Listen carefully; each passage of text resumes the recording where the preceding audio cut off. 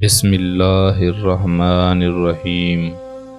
حضرت سیدنا علی المرتضیٰ رضی اللہ تعالیٰ عنہ سے روایت ہے کہ حضرت ابو بکر صدیق رضی اللہ تعالیٰ عنہ نے بوقت وفات مجھے اپنے قریب بٹھایا اور فرمایا، اے علی کرم اللہ وجہہ، جب میرا انتقال ہو جائے تو مجھے بھی ان ہاتھوں سے غسل دینا جن ہاتھوں سے تم نے نبی کریم صلی اللہ علیہ وآلہ وسلم کو غسل دیا،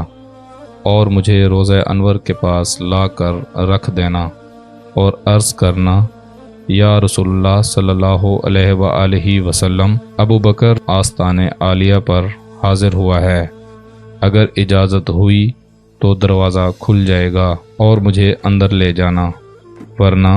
جنت البقیع میں دفن کر دینا۔ حضرت علی رضی اللہ تعالیٰ عنہ فرماتے ہیں کہ حضرت ابو بکر صدیق رضی اللہ تعالیٰ عنہ کو غسل دیا گیا تو میں سب سے پہلے روضہ اقدس پر حاضر ہوا اور عرض کیا، یا رسول اللہ صلی اللہ علیہ وآلہ وسلم،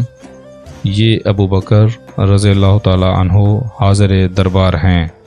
اور روضہ اقدس میں داخل ہونے کی اجازت مانگتے ہیں۔ حضرت علی رضی اللہ تعالیٰ عنہ فرماتے ہیں، میں نے دیکھا دروازہ جو پہلے بند تھا خود بخود کھل گیا اور روضہ اطہر سے آواز آئی، دوست کو دوست کی طرف لے آؤ،